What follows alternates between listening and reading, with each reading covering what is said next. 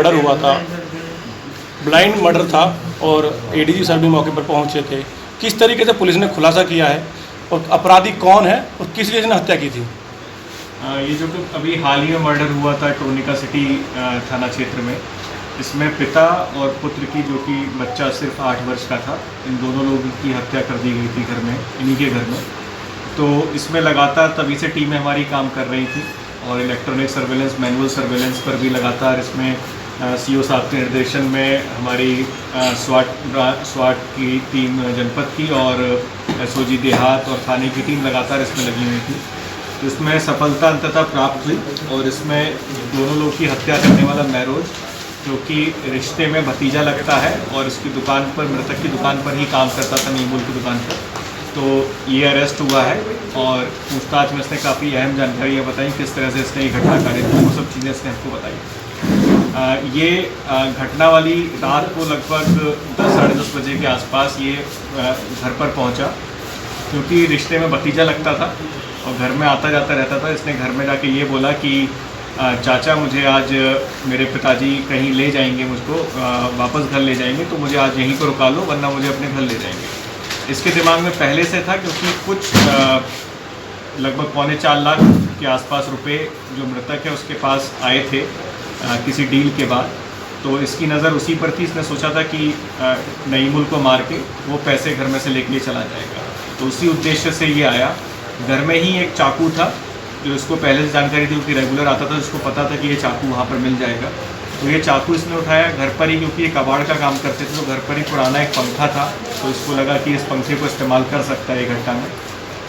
तो ये रात में अपना इनके साथ ही लेट गया और इसकी आंख लग गई। ये घटना, इसका जो करने का प्लान था वो लगभग रात में 2-3 बजे के आसपास का था, लेकिन इसकी आंख लग गई। इसकी आंख लगभग सुबह 6 बजे के आसपास जब खुली होगी, तो तब इसने ये घटना कारित की और थोड़ी हड़बड़ाहट में था, क्योंकि रोशनी निकल चुकी थी।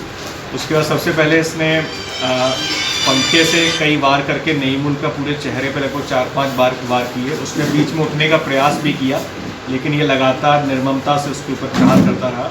उसके उपरांत इतने से भी नहीं माना, ये इसने इसको जो चाकू घर में ही मिला था, वो चाकू से पहले गले में वार किया और फिर उसके बाद कंफर्म करने के लिए कि मृत्यु उसकी हो जाए, इससे पेट पर भी वार किया।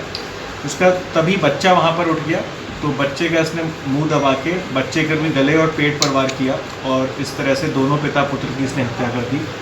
इसके उपरांत इसने अलमारी खोलकर वहाँ पर पैसे की तलाश की, तो इसको वहाँ पर पैसे नहीं मिले, क्योंकि 1-2 दिन पहले ही उसमें से काफ़ी पैसा अन्य कामों के लिए नईमुल ने इस्तेमाल कर लिया था।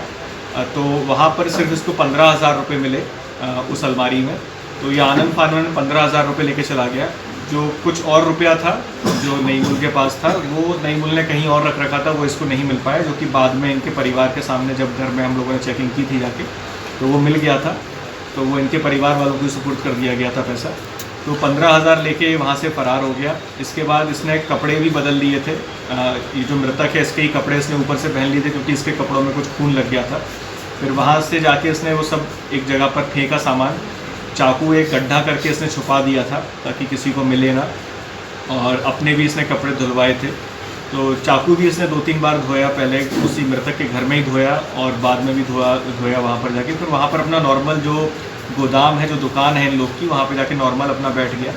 फिर इसको जब जानकारी मिली इन लोग के माध्यम से कि ऐसी घटना हुई है, तो ये पूरा नाटक करते हुए वहाँ पर पहुँचा और पूरे सब चीज़ों में, चाहे पोस्टमार्टम हो, चाहे सब चीज़ों में, और लास्ट तक जब तक पूरा क्रियाक्रम हुआ, पूरे एंड तक ये साथ में ही रहा और इस तरह से इसने शो किया जैसे इसको कोई भी जानकारी नहीं थी।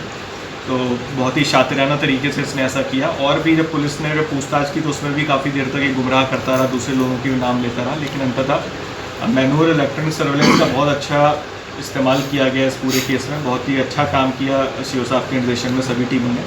सर, इसका कोई ऐतिहासिक आपराधिक रिकॉर्ड कुछ नहीं? इसका कोई भी आपराधिक रिकॉर्ड नहीं है।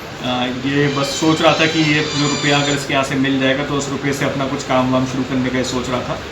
तो हड़बड़ाहट में उसने घटना मतलब सोच के गया था कि सिर्फ पिता को मारेगा नईमुल को, लेकिन बच्चे को भी इसने मार दिया हड़बड़ाहट में। सर, हत्या के मामले में